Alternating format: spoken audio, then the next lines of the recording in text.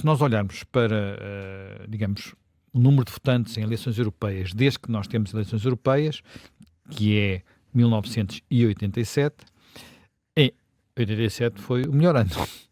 Não, mas foi o melhor ano também por circunstâncias especiais. Em 1987 votaram 5.637.000 eleitores. Muito mais do que aquilo que se prevê que possam votar desta vez.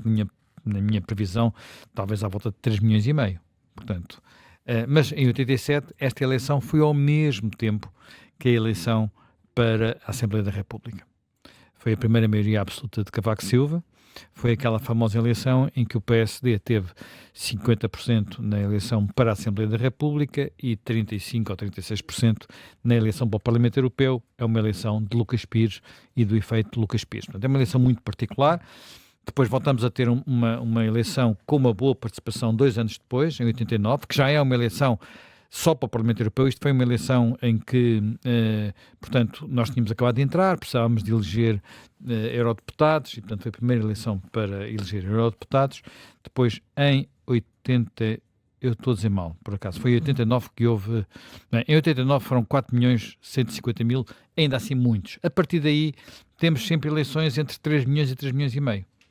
3 milhões em 94, 3 milhões e meio em 99, 3 milhões e 400 mil em 2004, 3 milhões e meio novamente em 2009, 2014, 3 milhões e 300 mil, 3 milhões e 300 mil em 2019. Portanto, eu diria que é por aí que vamos ter, o que coloca algumas questões que são relevantes, porque... Zé Manuel, as audiências dos debates televisivos foram boas, não foram tão boas como as das legislativas? Não tiveram comparação mesmo, não tiveram comparação mesmo, mas seja lá como for, não foram más de todo. Sim. Eu não sei como é que comparam com as da anterior eleição, mas eu não creio que seja suficiente. Seja um sinal de alguma coisa. Há sinais que são de que vamos ter menos abstenção. Esse é um dos sinais, e o outro sinal é que tivemos um voto antecipado significativo, portanto, 295 mil inscritos e 270 mil a votar. Quase todos os que se inscreveram foram votar. 90% sensivelmente. É um bom sinal. É também positivo, ou facilita uma menor abstenção, podermos votar em qualquer sítio, não é? Portanto, vamos à praia, se houver um boletim. Não sei se vamos à praia, que o tempo não vai estar assim tão auspicioso como se esperava. Portanto, vamos ver. Isto, no entanto, eu recordo que, por exemplo, dias de praia, eu lembro-me bem das eleições de 1994, é há muitos anos, mas lembro-me. Porque, e lembro-me de uma razão muito particular, estava muito calor, havia muita ansiedade sobre o que ia acontecer em termos de abstenção. Eu, na altura, estava no público e lembro-me que pedi uma ilustração para a capa do dia das eleições ao Henrique Caiato. O Henrique Caiato fez e pronto, tivemos a discutir a ideia, e a ilustração que veio foi um senhor senhor dos gelados na praia, só que em vez de ter uma caixa de gelados, tinha uma urna de voto e andava na praia à procura de votos. Não correu muito bem. Foi a pior participação de sempre, em termos numéricos, não em termos de abstenção, e deu origem a um resultado surpreendente das eleições. Todas as sondagens davam uma vitória tranquila ao Partido Socialista. O cabeça de lista era António Vitorino, e o Partido Socialista ganhou foi quase um empate, 0,5% de diferença, assim como agora nas legislativas. Ganhou, mas ganhou por quase nada. Ora bem, nós, se olharmos para as eleições anteriores, também percebemos que às vezes os resultados não são exatamente aqueles que nós esperávamos. E mesmo assim, eu quase que diria aqueles que ficaram na nossa memória.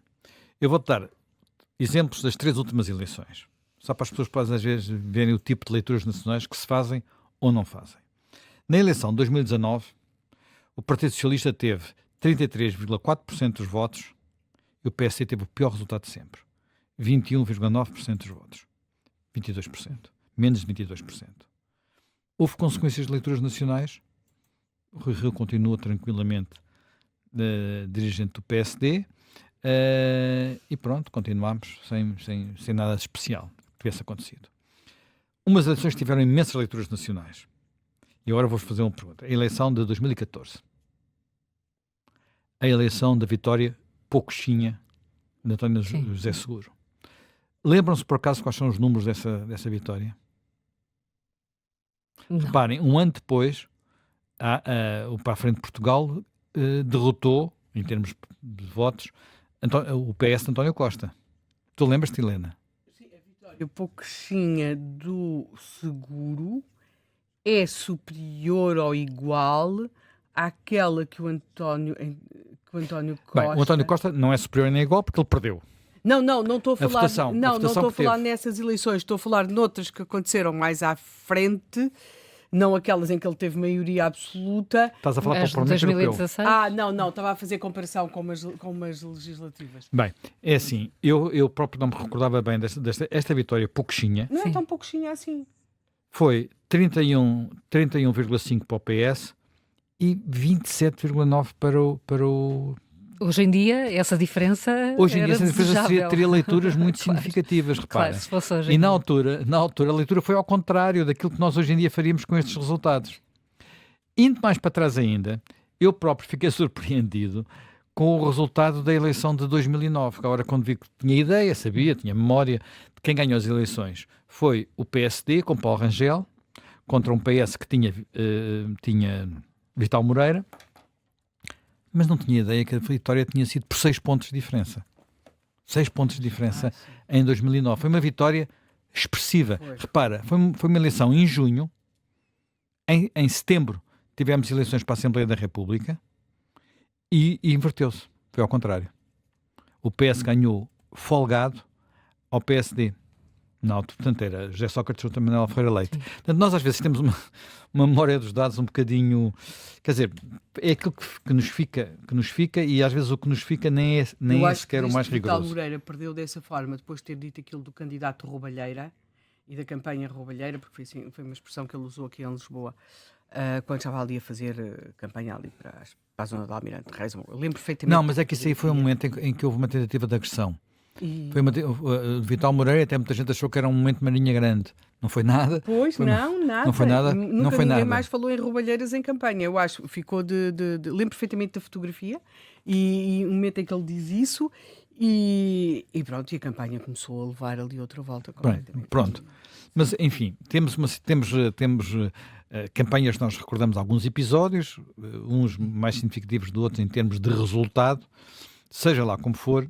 Portanto, isto, na minha perspectiva, digamos, olhando agora para a eleição, eu diria que um resultado para ter grandes leituras nacionais, quer a favor do Partido Socialista, quer a favor da AD, do Governo, a diferença terá que ser no mínimo 3, 4%.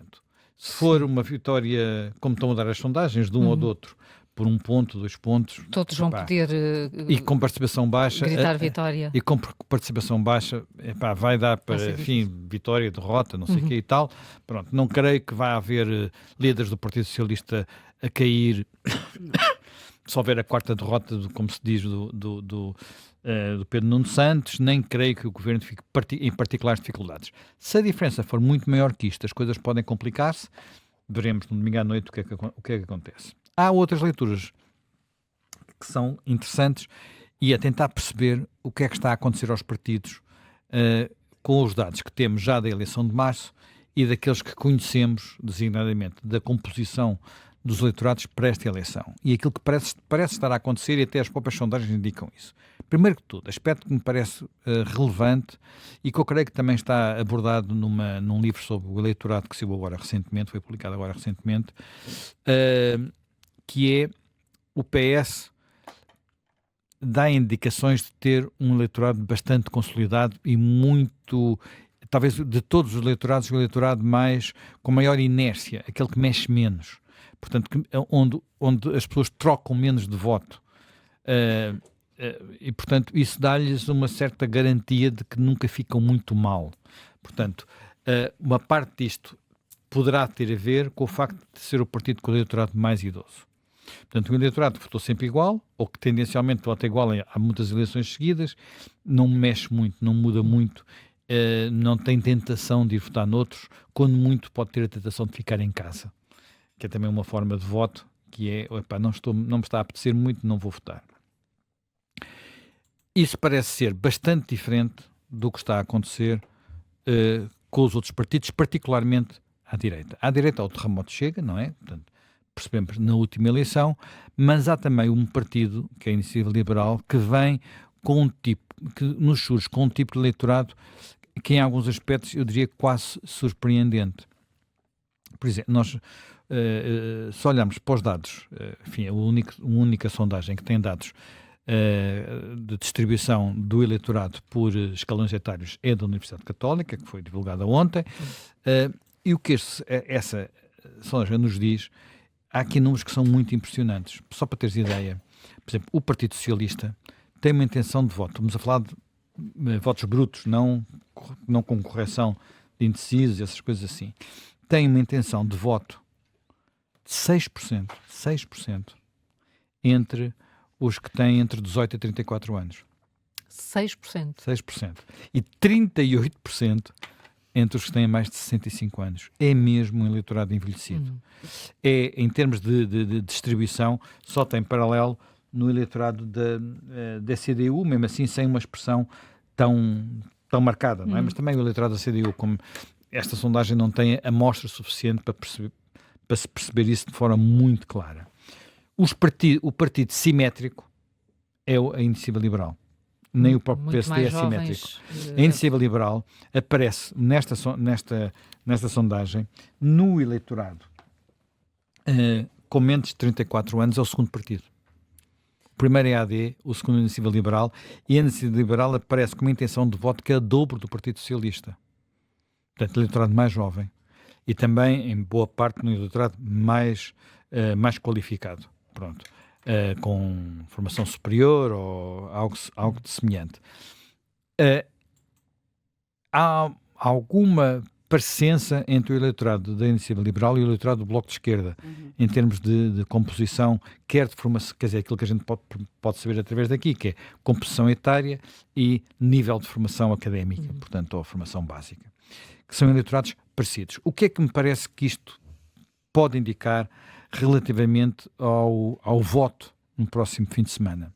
Primeiro, os idosos tendem a abster-se menos. Portanto, há aqui uma vantagem do Partido Socialista. Problema para o Partido Socialista. Quando olhamos para quem está ainda indeciso, verificamos que a maior parte dos indecisos são os mais novos.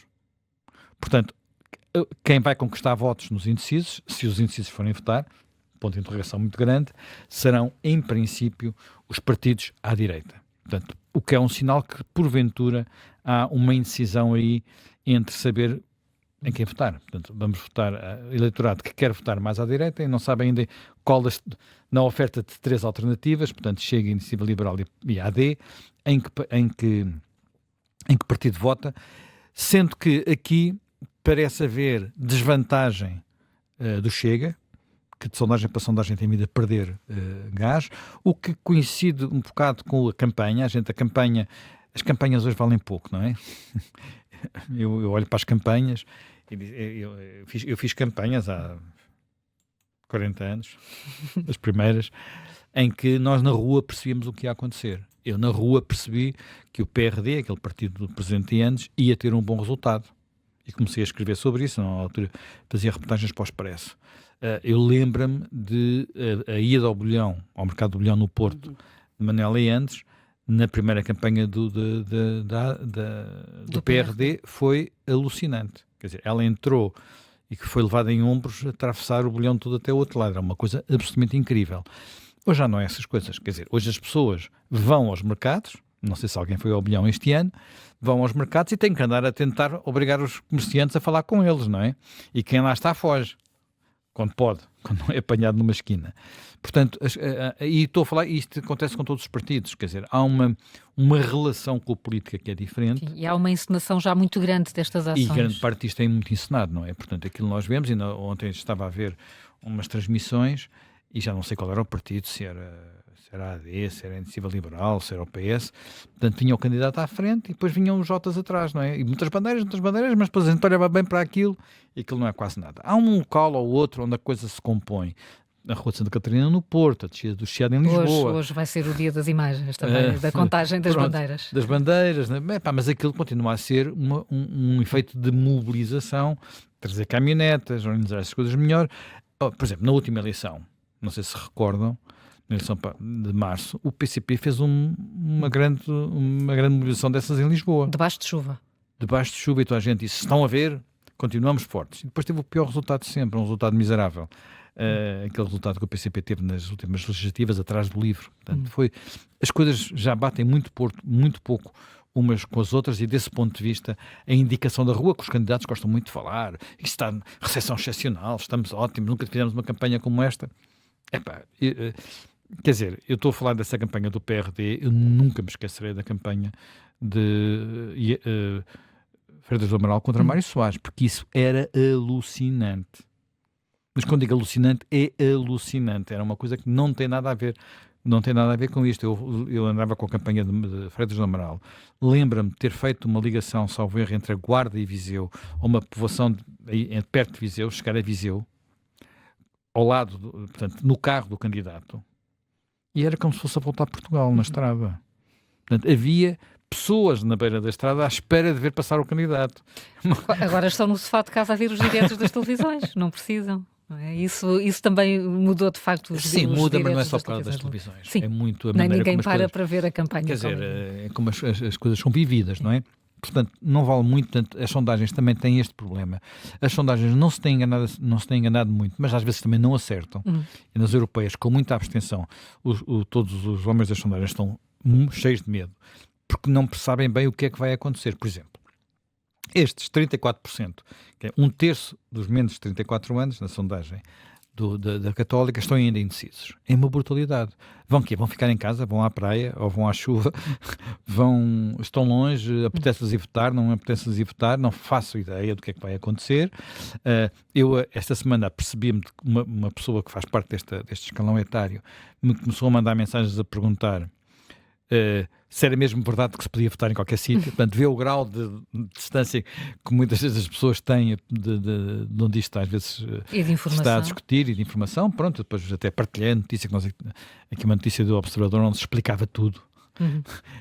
E pronto, a pessoa agradeceu-me, penso que tenciona ir votar, mas não tenho a certeza. Portanto, temos aqui este quadro, que eu diria que há uma AD que provavelmente sofre mais com a indecisão e sofre mais por ter um eleitorado que é mais volúvel, porque é mais, entre outras coisas, porque é mais novo, votou menos vezes, está menos habituado, e tem menos a força do hábito, digamos assim, e um Partido Socialista que tem a vantagem de ter um eleitorado mais seguro, mas que pode não ser suficiente no final do dia. Portanto, só vamos perceber isso no fim. Até porque há aqui outro aspecto que eu acho que para mim é uma das grandes incógnitas desta eleição, e mais uma vez não sei o que é que a rua não me dá indicadores nenhuns, que é o que vai acontecer aos 3 partidos à esquerda, ou aos 4, se incluires o PAN. Eu não ficaria surpreendido que o PAN ficasse de fora. Acho que o PAN está numa curva descendente há uns tempos para cá, até porque uma parte do eleitorado que podia ter simpatia pela agenda ecologista, o discurso do LIVRE está a começar a tapar um bocadinho esse espaço também, não é? Eu creio que há aqui um lado de luta pela vida, clara luta pela vida do PCP, ou CDU, e do Bloco. Estes 2 partidos elegeram 2 deputados em anteriores eleições. O Bloco já chegou a ter 3 eurodeputados, o PCP já chegou a ter 3 eurodeputados. Correm o risco de não eleger nenhum. A minha previsão é que isso não vai acontecer. Pronto, mas posso me enganar, como é óbvio, não é? Porquê? Porque, sobretudo no caso da CDU, temos um eleitorado, apesar de que se abstém menos, tipicamente, tanto que se abstém menos, que os últimos melhores resultados do PCP em eleições nacionais foram europeias. Portanto, eu diria que, apesar das sondagens porem o PCP ali no limiar de eleger ou não eleger, eu creio que o fator abstenção joga a favor do PCP, o fator não existir voto útil, no sentido de não existir um voto tático nos círculos mais pequenos, que desta vez não existe, é um círculo nacional único, não há votos desperdiçados. Exato, todos os votos vão contar. Todos os votos vão contar. Isso também costuma favorecer o PCP. Quando nós olhamos para estes resultados, que damos por eles quer em europeias, quer quando nas eleições presidenciais o PCP tem candidatos que vão até ao voto. Por exemplo, os grandes resultados do PCP nessas alturas são em círculos como Vila Real, Bragança, que são círculos onde há muito voto tático em eleições legislativas e voto esse que desaparece neste tipo de eleições. Portanto, eu diria que isso pode acontecer. O LIVRE, apesar destas dificuldades que tem havido na relação entre Paupério E o Rui Tavares. eu creio que elege. O LIVRE, nas últimas eleições europeias, teve um pior resultado que nas anteriores, mas, entretanto, o LIVRE mudou de campeonato, de alguma forma, com a entrada no Parlamento. A entrada no Parlamento fez com que as coisas ficassem bastante diferentes e, portanto, eu creio que não vai ter esse problema. Portanto, eu diria que vamos ter uma noite eleitoral interessante, mas talvez não tão excitante como algumas pessoas anteveem, porque eu não antevejo que haja, enfim, pode haver sempre uma surpresa, porque, como eu disse, há aqui muitos fatores, muitas imponderabilidades. Outra imponderabilidade para mim, por exemplo, é até que ponto o voto de protesto, que claramente beneficiou o Chega nas eleições legislativas, esse voto de protesto se deu já por satisfeito, portanto já fizemos o que tínhamos a fazer e, portanto, ou fica em casa ou vai votar noutro partido, ou, pelo contrário, esse voto de protesto é um voto mais firme do que nós imaginamos no Chega. Desse ponto de vista também aqui há alguns dados que são interessantes de seguir. Não fazes aqui nenhuma leitura sobre a participação dos líderes, sobretudo de Luís Montenegro e de Pedro Nuno Santos, que têm estado aqui, sobretudo nos últimos tempos, quase Pedro Nuno Santos tem estado praticamente sempre, não é? A 100%. A Luís Montenegro, há uns dias em que faz mais de primeiro-ministro, outros dias em que faz mais de líder da AD. Não, como eu disse, não creio que isso seja muito determinante. O que nós notámos na campanha é que parecia ter havido um esforço inicial dos candidatos para discutir temas europeus. Uhum. E há alguns temas europeus que desta vez têm ou uma grande presença na preocupação das pessoas, falo da guerra da Ucrânia, outro que não era habitual na discussão em Portugal, mas que entrou nela, e que é um tema europeu importantíssimo e determinante em alguns países, que é a imigração. E, por fim, há um terceiro tema que noutras circunstâncias podia ser mais importante do que foi, mas não se chegou a afirmar tão importante como isso. É um tema que preocupa muitos portugueses, olhando para o Eurobarómetro, claro. Aliás, é um dos povos, um dos eleitorados mais preocupados com o fator imigração e economia. Mas, como a imigração tem vindo a cair, isso deixou de estar tão presente na preocupação das pessoas, e esteve claramente muito menos presente no debate, porque só esteve indiretamente à conta da discussão sobre o Banco Central Europeu, que ainda por cima penso que foi uma discussão que talvez não tenha tocado tanta gente. Houve a tentativa de alguns candidatos, ou de algumas candidaturas, de ir buscar temas que poderiam mobilizar os eleitores, mas que não sei se vão resultar ou não. O tema do aborto, que foi muito ressuscitado por quer Marta Temido, quer Catarina Martins, o tema da habitação, que Sebastião Bocalho procurou trazer para aqui de uma forma quase de esguelha, para ver se pegava, mas não sei se pegou, se não pegou, não creio que tenha pegado. As pessoas não estão a ver esse tema a tomar conta da campanha. Eu até fiquei surpreendido por haver temas que quase não entraram, apesar de poderem ter entrado designadamente ontem, que é o tema da corrupção e da limpeza. Nem o próprio Chega se apegou muito a isso, porque ontem houve duas coisas importantes, não é? Ontem houve a condenação de um antigo governante socialista a uma pena que eu me recordo que, para um ex-político, não me recordo ninguém nunca ter sido condenado a uma pena de 10 anos de prisão. É pesado. E depois tivemos também aquele caso mais complicado, ou melhor, menos complicado, nunca aconteceu, mas mais próximo, que é o caso das gêmeas, não é? Sim. Mesmo assim, o tema andou ali de bordinhas, não se falou muito disso. Portanto, eu diria que acabámos por ir muito para questões, sobretudo nos discursos, talvez os discursos mais nacionais da campanha foram os de Pedro Nuno Santos. Sempre a fazer discursos para o palco, para o assunto nacional. Luís Montenegro talvez não pareceu menos a falar disso. houve candidatos que tinham uma agenda limitada e eu, até por acaso, houve uma coisa, eu não posso deixar de falar disto, porque acho que de facto é preciso ter descaramento. Ontem, João Oliveira ficou muito apespinhado por causa de um artigo que saiu no Político a propósito da forma como os candidatos, ou melhor, os eurodeputados comunistas têm votado em matéria de assuntos que envolvem de alguma forma a Rússia. Portanto, o Político fez uma coisa que é muito fácil de fazer, em Portugal às vezes é mais difícil, mas no Parlamento Europeu é muito fácil de fazer, que é verificar como é que os eurodeputados votaram em 16 votações que houve que envolviam de alguma forma a Rússia, a primeira delas até anterior à invasão, as primeiras delas até anteriores à invasão da Ucrânia, e que metiam coisas muito diferentes, metiam naturalmente a invasão da Ucrânia, mas metiam também o estatuto de Navalny, a tentativa de envenenamento de Navalny, as condições de prisão de Navalny, a interferência da Rússia com a democracia noutros países, muitos pontos assim diferentes.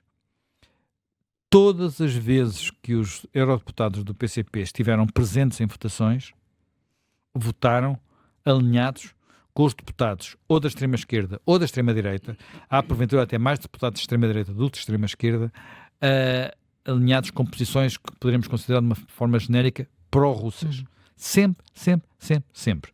O que faz com que a segunda deputada, ou a segunda, porque são duas mulheres as primeiras, que encabeçam a lista, que votaram mais vezes alinhadas com a Rússia, a segunda deputada que votou mais vezes é a Sandra Pereira, eurodeputada comunista, sendo que a primeira é uma letã, portanto da Letónia, eleita num partido pró-russo. Que inclusivamente defendeu que a Letónia não devia ter, defendeu no seu tempo, isto é, há mais de 30 anos, defendeu que a Letónia não devia se ter tornado independente da União Soviética. Portanto, estamos a falar do tipo de companhia em que anda os partidos comunistas. E João Oliveira ficou apespinhadíssimo, disse que era uma... Disse que era uma mentireta. Uma mentireta? Não, isto não tem mentira nenhuma, isto é completamente verdade, não é? Não, isto é objetivo.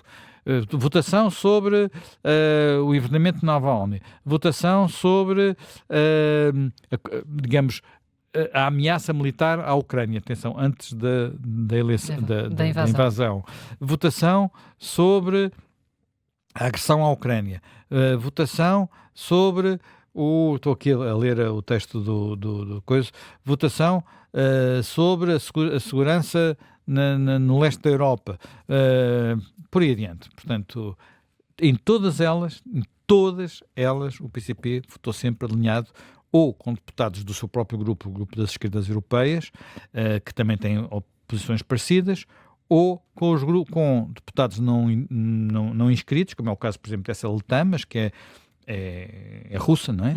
É uma russa, é até suspeita de trabalhar para o sucessor do KGB, enfim, mas isso nunca foi provado, ou então com muitos, mas mesmo muitos deputados do grupo Identidade e Democracia, que é o grupo da extrema-direita europeia. Portanto, isto não há mentira nenhuma aqui, isto são dados objetivos.